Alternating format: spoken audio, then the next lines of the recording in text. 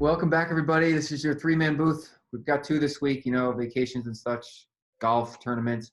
But we're generally, I'm Dan Salem. This is Phil's here, minus Bud. We generally NFL show, but we're going to do all NBA today because there's a lot more to talk about. And Phil, you're a Knicks fan.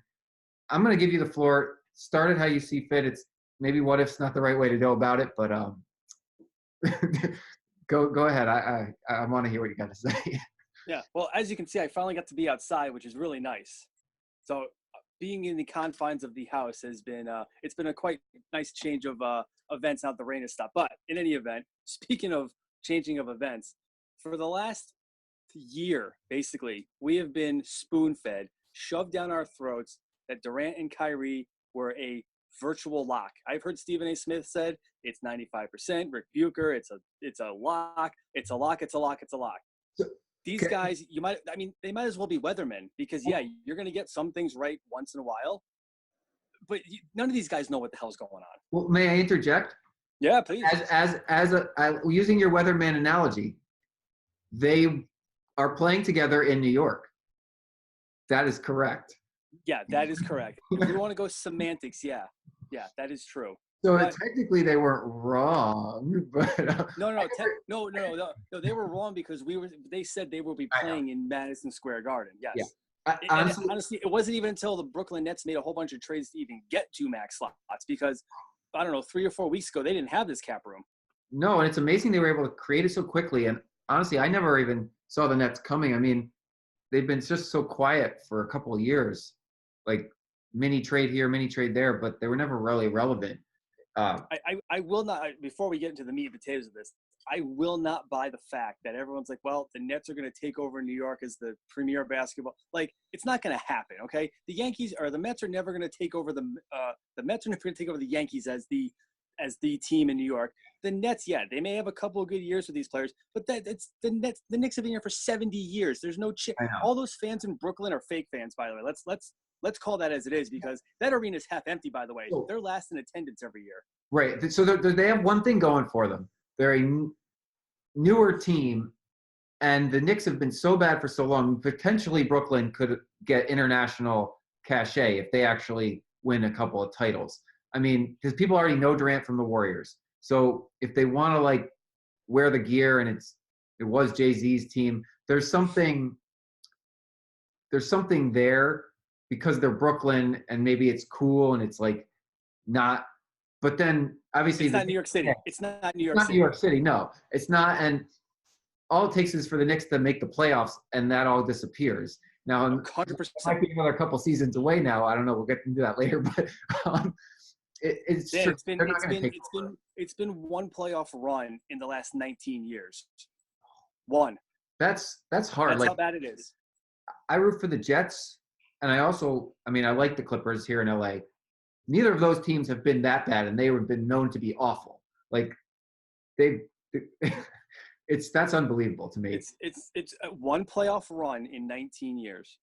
So, what do you think now of getting rid of Porzingis? Because they could have paired him with the number 3 overall pick potentially, but then they dealt him. Now I know that they kind of had a falling out as a team. Do you think they kill him though to try to get Durant? So it depends who you believe. The Knicks will tell you that they traded Porzingis not to make cap space, but because he didn't want to be there, and he basically said, "Trade me or I'm leaving." All right, let's take them for their word if that's the case. Yeah. Was it an added bonus to create cap space? Absolutely. Yeah. But if he didn't really want to be there, what are you going to do? That's the worst thing in the world when athletes get – and the NBA is a player league. There's no two ways about it. They run the entire league. If they're like, hey, I'm leaving, what are you going to do about it? It's either you get something for that guy or you're going to let him walk for nothing. No, that's absolutely true. You got to trade him for something if he's not going to stick around and re-sign. Absolutely. That's management 101. But so – I couldn't help but notice. Look at Anthony Davis. He forced a trade out of New Orleans. He wasn't even a free agent. He forced a trade. Right. Yeah, it didn't work the first time, but clearly it worked the second time. That's because the Lakers are a crap fest of management there. And yeah, but look what the Lakers gave him the first time. It was essentially the same offer. Yeah. Minus a couple of pieces here and there. It was essentially the same offer. The Lakers mortgaged their present and their future to get Anthony Davis. Now, I know I'm jumping ahead and we're still waiting for Kawhi, but if they land Kawhi, Oh. why even watch the season? No, I Why? can't. I can't imagine. Like, I mean, I guess you're allowed to spend whatever you want, but that they were able to But get. why watch the season? But why watch the regular season? Why watch the playoffs? You have LeBron Davis and Anthony Davis and Kawhi Leonard potentially on the same team. No, I agree. You're telling me they're not going to be the finals favorite, and you already know what's going to happen? No, I mean that's silly, and that's why I don't see why. Why would Kawhi want to go to the Lakers after he won a title with Toronto as the star? Like, why would he go team up with LeBron and AD? Like, to be the greatest ever, but he could potentially. But that's LeBron's team. No, it is. And if Kawhi goes to the Clippers and wins with the Clippers, that's just right. He would have gotten 2 teams their first titles. And I mean, he has a potential to trump LeBron during LeBron because if he keeps jumping teams and winning like that, it's so using that analogy, going back to Durant and going to the Nets, I'll be honest. Everyone kills him for jumping ship from Oklahoma City to go into the Warriors after they won 73 games. And everyone's like, well, you took the easy way out. You're joining a team who's already established. They won a title. You're just guaranteeing you're going to win a title, which he did. And he won 2 finals MVPs, which some argue are the weakest finals MVPs in the history of the NBA. You can argue that. No, I mean, the team was so balanced and so dominant. It's hard to. But that's my point. All right, so now you're thinking, all right, now what do I want to do? Everyone killed me for jumping ship and going to a super team. What would cement my legacy? Like you said, let's bring a team who hasn't won a title in almost 45 years, an NBA championship. Well, why choose New York? Why choose the Nets over the Knicks? If that's what you want to do. So I mean, you would be immortalized in New York City. If I agree. So I'm think like the athlete for a second. That's what I'm going to do because I'm not the team's fan. I have a feeling that if he didn't tear his Achilles tendon, he would be in a Knicks uniform right now. You think so, though? They would have given him the max money. Absolutely. I think the second he tore his tendon, James Dolan seriously was like, "Ooh, do I give him the money? Do I not?" And he's getting. I mean, I don't know about you hearing everything in Los Angeles, but they have been getting roasted for 3 days over here. Oh, the Giants are off the hook. Yes, the Giants are actually off the hook for the moment. No, the Knicks have been getting on every show, First Take, Go Look at Wingo, all the things on Sirius. They have been getting they are every single segment. They've been getting roasted for this. Yeah.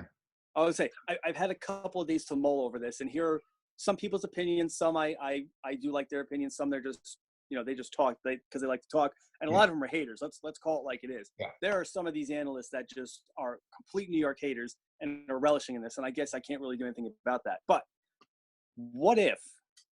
And I can't believe I'm going to say this. What if Dolan was right?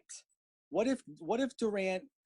And I've heard a couple of medical experts on some of these shows saying that the likelihood of an athlete tearing his Achilles and coming back, not even just a 400%, we know that's not going to happen. No.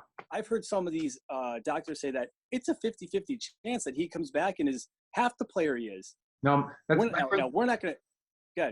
That's all I've heard too. My friend said the exact same thing. Like, he's likely to recover. You have no idea what he'll recover as. Like, if he will be able to run at anywhere near the speed he was before. So this was why I was going to make the point. I think Durant knew. There's a silver lining here. Well, Durant had to take the max money because if he didn't, I agree with that. Because he doesn't know what he's going to come back like, and so he wants the money guaranteed. And so why didn't he take the most now? So why didn't he take 5 years and more money to stay in Golden State then? Because he would have gotten 5 years in Golden State. Anyone else can only offer him 4. I think that it goes back to the fact that he really wanted to play with Kyrie, because I think that was true a year ago, and I think that they just were going to play together. I have no idea why, but look what Kyrie did to the Celtics. Not that it was all his fault, but that team blew up. I mean, he wanted out. Did you read? There was an article. I didn't read this yet, but I just heard about it. Jackie McMullen, who works for the Boston Herald, wrote a piece on the Celtics and basically saying how this entire thing was Kyrie's fault at the end. He's not a good teammate. Basically putting the whole season on him. LeBron didn't want to play with him. I guarantee you they would have stayed together if they were actually friendly. Right. So there's a bit of a silver lining right here. With Durant. I mean, now obviously I have to switch gears and think, all right, how can I turn this into a positive? Because right now we were force fed this for months to a year that they're coming. We lost Zion. We never had him, but we lost getting the first pick. We lost out on every single top name free agent. I know you told me the other day they signed 6 players, which is true. Right, but I don't even know. I mean, I don't know any of them. I'm not a big I know them just because I follow the league. But well, so they got a potentially great point guard. We don't know, he's going to be a rookie, but they got a potentially great point guard. Oh yeah, R.J. Barrett is going to be good. Yes. And I mean, they're probably going to be a lottery team again one more year. Maybe not. I don't know. Maybe not. The core. This team could gel, but they could potentially be very good by the time Durant's actually healthy enough to play. So I heard someone today make a very good point. As I told you before, one playoff appearance or one playoff run in 19 years. The last 19 years, they have been trying to put Band-Aids on every single wound they've had, overpay for players, give players terrible contracts, get players past their prime. Yeah. And clearly it hasn't worked. So the guy I heard today is like, they're actually finally doing it the right way. No, they're stripping it down completely, and they are just rebuilding from the ground up. Well, it was a good business decision to not give him the max money. And, possibly. If he comes back and he's the same player, then it's egg on our face. 100%. But to throw money at these veterans when you can get stars on cheap and homegrown talent. I mean, homegrown talent wins. Look at the Yankees right now. I mean, the Patriots keep winning too. They homegrow their talent, or they get cast off. Yeah. No, the NBA is very different. Because you don't win an NBA title without a superstar, as we've seen over and over and over again. But top 3 picks, some of them are going to be superstars. And I mean, Porzingis is great. He just got disgruntled too quickly. Yeah, but he also tore an ACL, so he might not even come back. No, he just signed a max deal in Dallas. Yeah. And so, I mean, I don't know. I don't believe in the Mavericks personally, but it's interesting. I think a lot of it, people don't give enough credit to coaching, but like Doc Rivers got the Clippers into the playoffs last season. So if they add that one player, that pushes them over the top because they have a young team. And so that's why I really hope Kawhi plays on the Clippers, because I actually think they'll be excellent and it'll be amazing. The Knicks, if they can get the young core, they need a coach that kind of wants to, like, makes everybody want to be in New York. I feel like the media makes everyone want to leave really quickly. Well, that was what I was thinking. And I think I texted you and Bud. We all know the New York media is brutal. Probably because we've been starving for winners since 1973. We haven't had one. They don't even cut the Yankees any slack. I mean, I know, and they have 27 championships. It's incredible. I mean, it doesn't matter. Years, but still, like, it's what have you done for me lately? And you as a Jets fan know. I mean, it's year after year of incompetence, bad moves, and bad product on the field. The problem with New York is that Madison Square Garden will be full all year, every game, no matter what the team, whether they're good, bad, or mediocre. Yeah. That stadium will be full. Well, and it doesn't matter because Dolan's making money. So I mean, the Jets and Giants pack the stadium too. So like, football's different. Football's completely different though. Yeah. So will the Nets? I mean, the Nets they'll sell out now. I'm not sure that they were before, but will they sell out? They weren't. They definitely weren't. But will Kyrie sell them out, or with Durant on the bench? You think? I mean, here's the funny part, right? So we talked about Kyrie before and how he had a bad outing in Boston. Oh, terrible. He also didn't play every single game. He's also injury prone. Yeah. So think about this for a second. Right now, the Nets fan is on cloud 9 right now because you got the 2 guys you wanted. Let's fast forward to the next season. When Durant's not coming back. There's no chance of that. And if he comes back at the very end, maybe, but I don't even know if that's going to happen. What happens if Kyrie gets hurt, number one? What happens if Kyrie is a cancer in the locker room like everyone says he is and completely destroys the cohesion of that team? What was he in Boston for? A couple years? Yeah. No, 2. The Boston fans couldn't – all right, 2 years. But the Boston fans couldn't wait to drive his ass out of Boston. Couldn't wait. No, and I don't think – They said see you later. I think Cleveland did the same thing. I mean, they didn't keep him around when LeBron left. They wanted him gone. Right. So there's a possibility that by the time Durant's even ready to play, I mean, this may not be just like a perfect scenario here. Now, I could be completely wrong, and it could all work out. I don't believe in the Nets one bit. I mean, I don't know what the rest of their team looks like, but they've been a completely inept franchise. So I don't know why this will suddenly change everything. especially since both those guys aren't actually going to play together for at least a year. So Right. So but um, now I have to root for, incompetence and mediocrity and not coming back full strength. And yeah, that'll make me feel better. Except that's not going to happen for another 2 years. you root for it, and then you're going to get it with the Knicks. So, Oh, it's just so I'm sure you've seen all the Stephen A clips, right, from oh the yeah, past few days, and I feel his pain, but it's like I'm so numb from all this. It's yeah. incredible. I mean, it's his job to wear his emotions on his sleeve. So it is. But back in high school, I mean, you knew I used to watch games, and I used to be, I wore my heart on my sleeve all the time. oh Now yeah, as I've been getting older, it's like, well, one, we haven't had anything to cheer for. So again, yeah. Patrick Ewing. I mean, to it. Patrick Ewing was worth rooting for. No, of course. I'm just saying, Yeah. if this was 20 years ago, I'd be, throwing things around the room. But now it's like, same old story. Oh, like Bud says, same old Jets over and over and over again.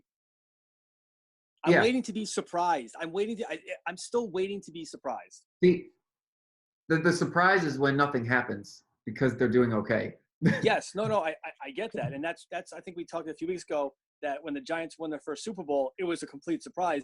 Yeah. That's how you want your team to be. You don't want to go into the season knowing you're going to win the championship. That's not fun to root for. Well, and that's why I'm excited when like the Jets hit a reset button or the Clippers hit the reset button and they got rid of CP3, who was a locker room cancer, and they got rid of Blake Griffin, who is injury prone. They don't even want him in Houston right now, but they can't trade him. His contract is untradeable. So like the Clippers got rid of all those players, but they kept their head coach, who I really love, Doc Rivers. I mean, I liked rooting for him as the Boston coach. And they got a young team now, and they have the money, and they're in LA. They're moving to get a new stadium, arena also.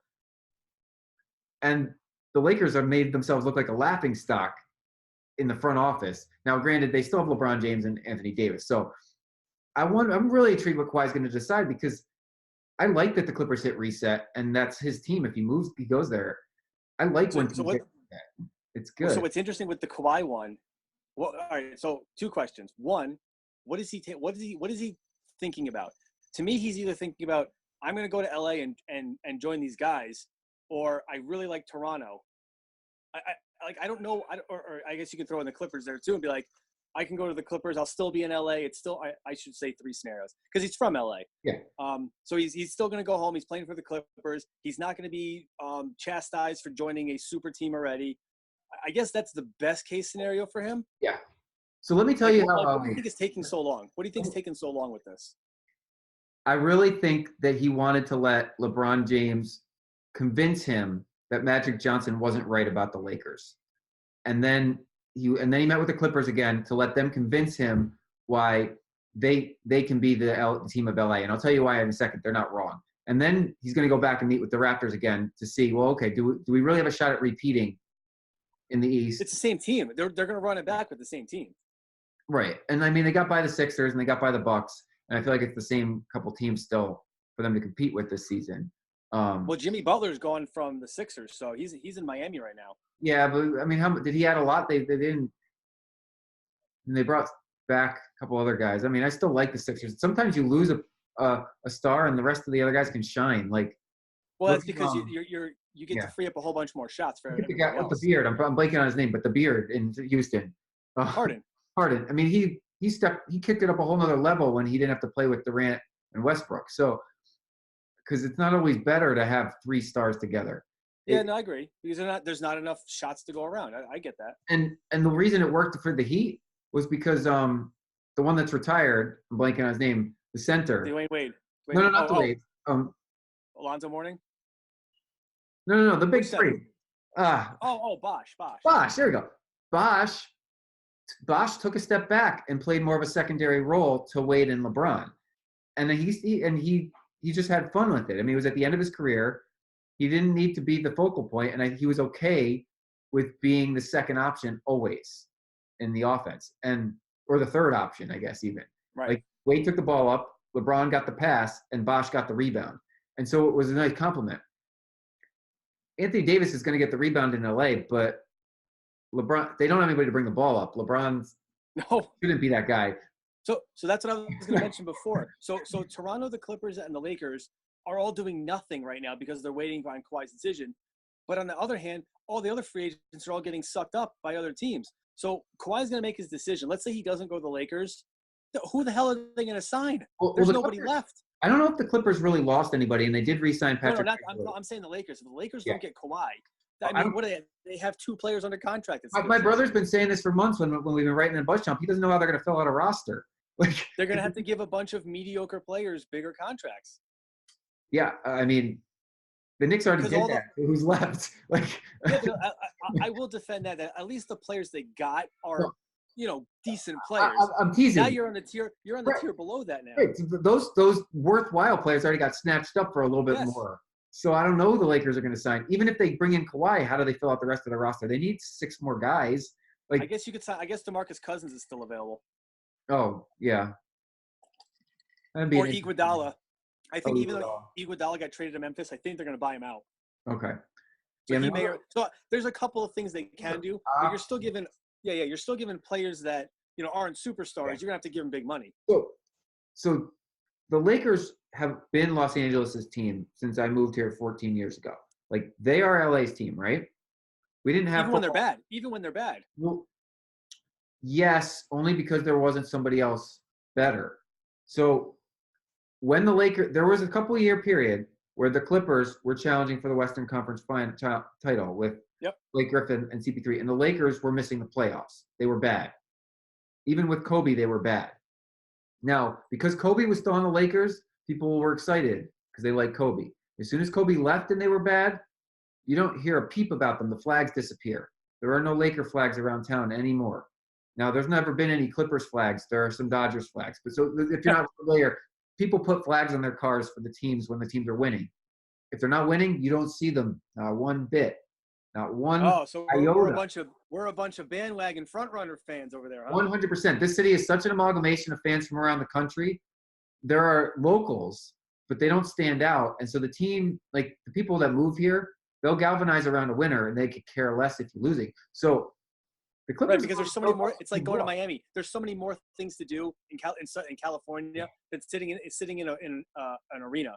Well, the Staples Center is fun to attend. Don't get me wrong. Don't mistake. But if the Clippers get Kawhi and they are really good, this is going to be the Clippers' town, and it's going to be LeBron's going to have to prove that he can win because he already let everybody down last year. And like they love Magic Johnson here, and Magic Johnson said "F you" to the team. So he sure did. They've got some goodwill to restore, and it's interesting because the Rams are really good. This city loves the Rams from way back when. The Dodgers are really good. They've made the World Series 3 years in a row. This city loves the Dodgers right now. It loves winners. And but obviously the Lakers and the Clippers are like the Knicks and the Nets. If the Lakers and the Knicks are winning, you don't even know about another team in the same city. Well, if the Knicks and the Lakers are down and the Nets and the Clippers start winning, like you said, the flags, the Laker flags come off and the Clipper flags go on. Yeah, well, that's the best thing that could happen is that Kawhi's on the Clippers because then we have 2 good basketball teams in the city actually competing. And that Staples Center will be rocking 82 nights a year. Oh yeah, easily. Yes, for the city of Los Angeles, if Kawhi goes to the Clippers, there will be something to do that night there every single night. So do you think he cares about his legacy because he won a championship and the Finals MVP with 2 different teams, 2 different conferences? Because everyone that talks about Kawhi is like he's his own guy. He's a strange cat. He doesn't. It's not like he's craving limelight because you're right. He doesn't need the hardware. He's the opposite of Durant. He doesn't need the hardware because he already has it. Yeah. So he has nothing to prove. Durant needed to prove, he needed the hardware. Now he can prove, he's still a great player, can win on a different team. It's like Kawhi and Durant, their careers are on opposite ends of the spectrum because Kawhi, like you said, he took 2 teams in 2 different conferences, beat super teams. Because remember, San Antonio beat that Miami team, and the Toronto, obviously we know that everyone got hurt, but they still took down another dynasty, and he was Finals MVP of both ones. Yeah. Well, so Durant kind of, he might not think he has anything left to prove in his own career either. He's won Finals, he won the championship, he won the Finals MVP. Now he's just going to make as much money as he can before he retires. I mean, that was my point. Why go to the Nets? If you want to be like immortal, win a title in New York City.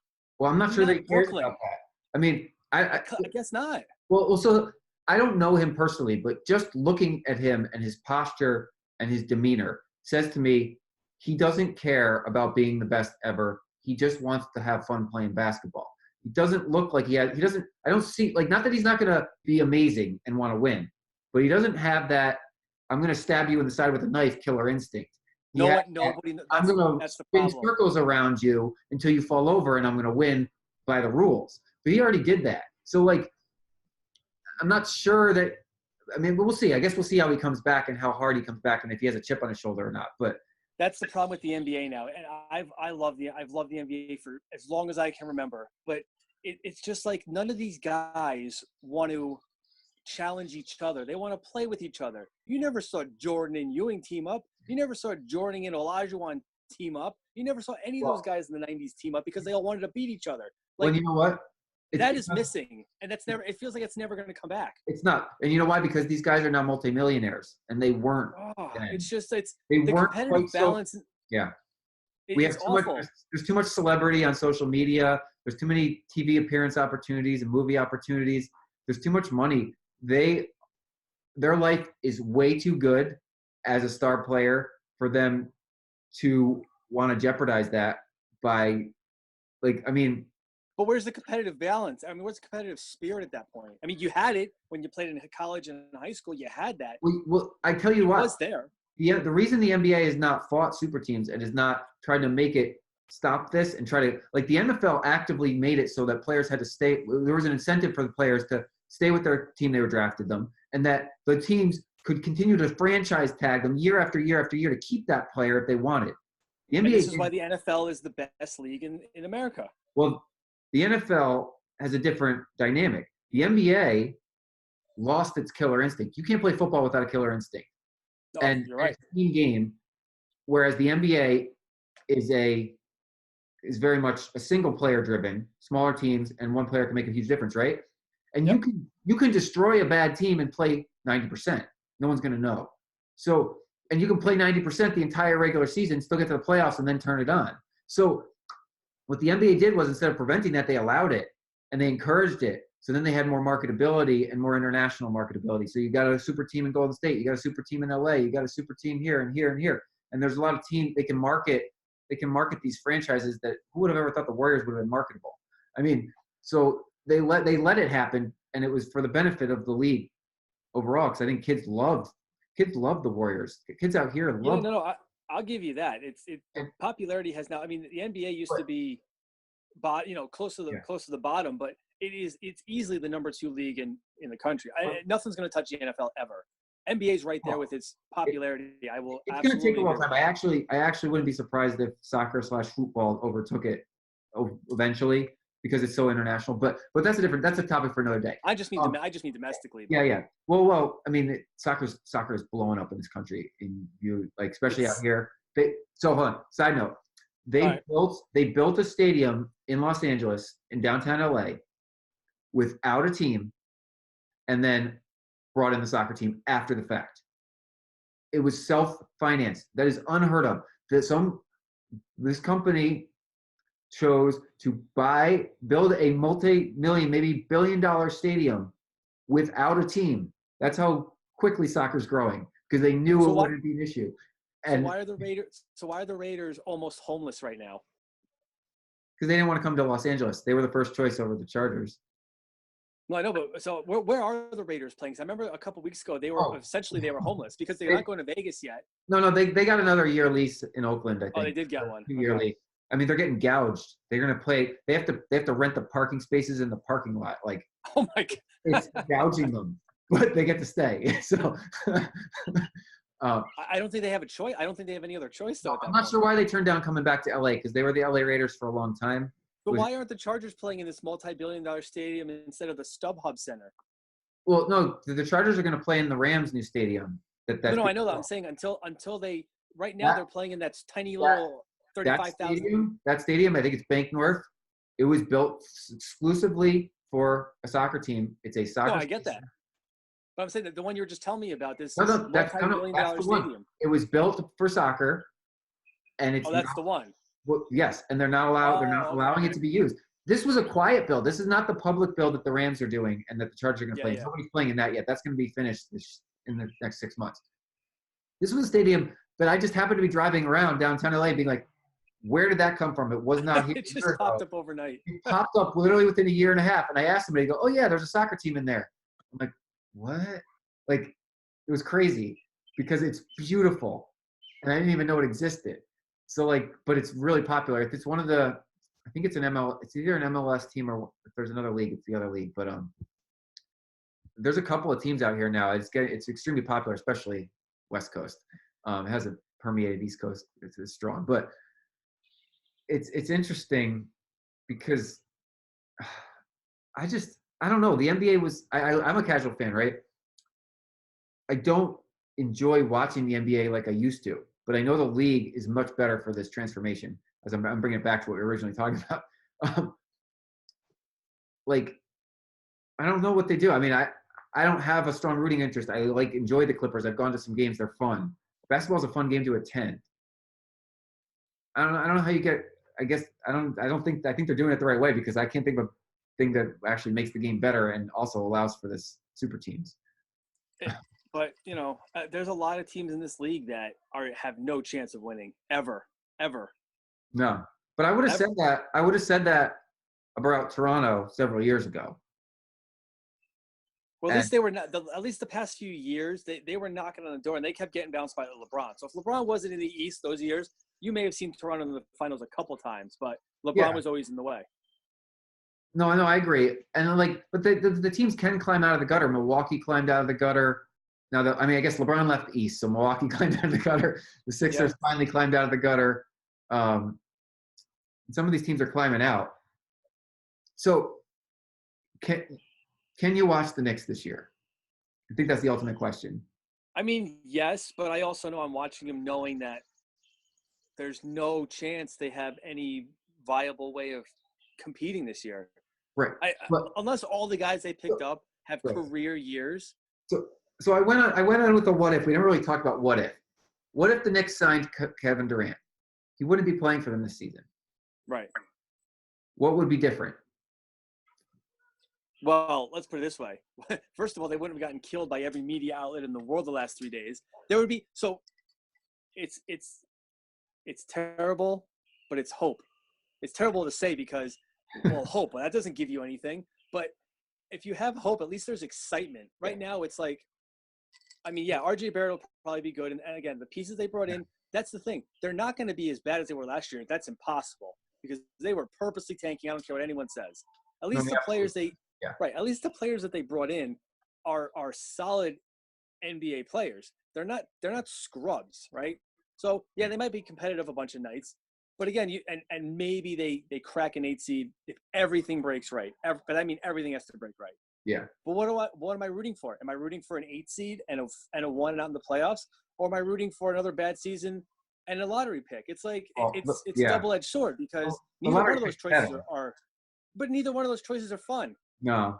I mean, I guess it'd be more fun for them to get to the playoffs. Honestly, it would be. Yes, they don't have a shot. But so. But I have a question. Now, let me go back to my what if. Were the Knicks in a position to also bring Kyrie in? Well, yes, they were. Yes, they were. Would they have done? They had the same capacity as the Nets did. So, did Kyrie refuse to play for the Knicks? You think? Because the Nets signed Kyrie first, and then Durant chose them, and it was like, I want to play with Kyrie. They're giving me max. I'm going there, no question. Well, they also, Kyrie signed with Rock Nation, which is in Brooklyn. Is that Jay-Z's? Yep. All right, so that was almost hey, I'm gonna tell you exactly what I'm doing without telling you. Yeah. And if Durant was going to play with Kyrie, no matter what, if Durant doesn't get hurt, he's going to be a Knick. I think what you said is true, and we'll never know this answer. If Durant does not get hurt, this thing might be completely different. If Durant does not get hurt, right? Because maybe doesn't have his heart set on teaming with Kyrie because he can actually play this season. But even if it was with Kyrie, so you would have had Kyrie, you would have had Durant, you would have had RJ Barrett, and whoever else they might have brought in. It could have been completely different. Yeah, but we'll never know. And that would have been interesting if they could have convinced Kyrie to go there. the buzz and the hype and the hope and the media outlets would have been exploding with positivity if that happened. Exploding. Yeah. So, are the Knicks going to lose any fans over this? I think this is my No. final question. Like, is this going to really change the dynamic in New York, or is this just another bad decision? It's just another bad decision because Now, it might not be a bad decision. We don't really know. It was a good money decision, regardless. Right, because like we said, if Durant comes back in a year and a half and doesn't live up to what he has been, then then in the end, it was a great decision. But if we're not, that's tough to wait for. I'm sure that Dolan got to read his medical prognosis and the percentage chance of him being 100%. And he did not want to put his money on the line for that. I mean, that was basically the report a week ago. And I said, texted you, I go, uh-oh. And you're like, no, I don't believe it. But I didn't at first because I still thought you do what the Nets did. And you wouldn't have gotten killed if you signed Durant and the worst case scenario happened. You would not have gotten crucified for that because you're taking the chance. You're putting yourself out there on the line. It looks like you're trying to improve, but that's not what happened. So, but going back to your point, they're not going to lose any fans because that arena is going to be filled every single night. We're still going to watch because we're still just waiting and waiting and waiting. All those people that say, "Hey, I'm done. I'm never going to watch another game." They're not real fans to begin with. No. They're not. Okay, so final thoughts. Where do you think Kawhi is going to end up of the three choices? It's so tough. I'm going to say he goes back to Toronto. Yeah, because I don't believe the lure of the Lakers is like what it used to be. Like the Lakers lured LeBron like that. There wasn't a lure there, and I think Magic Johnson sold LeBron on the Lakers. LeBron sold AD on the Lakers, and there is something about the Lakers. It's LA. I can see Kawhi wanting to return home, but he's going to have a camera on his face 24/7 if he comes to Los Angeles. Now, if he goes to the Clippers, it'll maybe like 75% of the time. There'll be at least a slight reprieve, but not. I mean, he literally owns Toronto right now. Owns it. And he has a chance to repeat. He's the biggest star in the entire country right now. I don't think there's a serious competition for him to repeat in the East.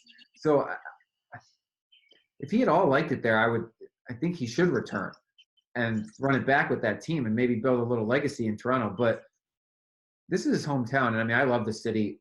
There's nothing compared to Los Angeles, Toronto. I mean, snow or no snow, kind of an easy decision for me. I live here, so.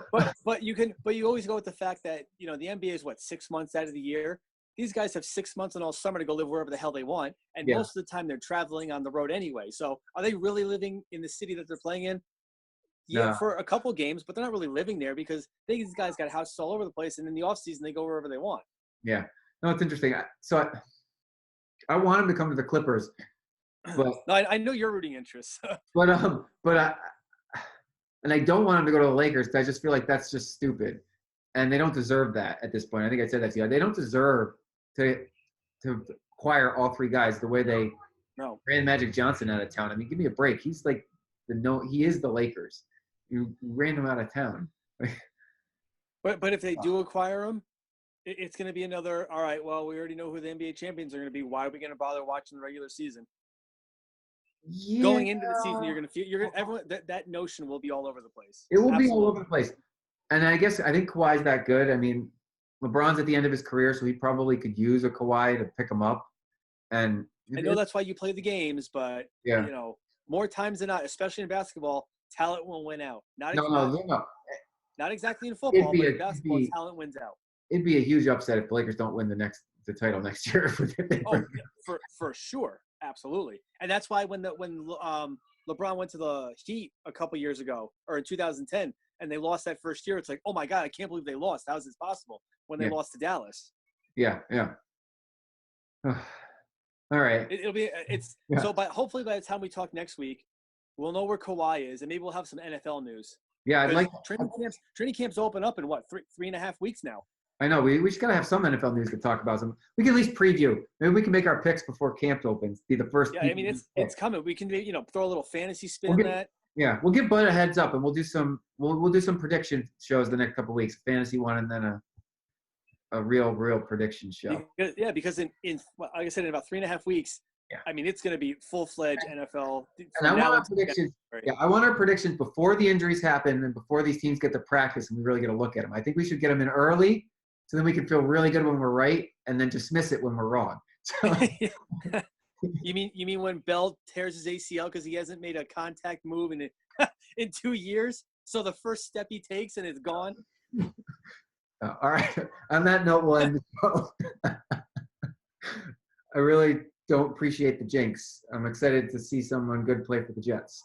I know. Listen, over the years, to me, the Jets have been like, all right, it's been a little boring. They're not boring this year. They're not boring. I didn't find him boring last year with a rookie quarterback, but that was just I looked beyond starting last year with Darnold and it's but years before it's like, all right, there's nothing really that comes back to we can talk about this more, but Todd Bowles is so soft spoken that he was a boring coach to root for as an outside fan.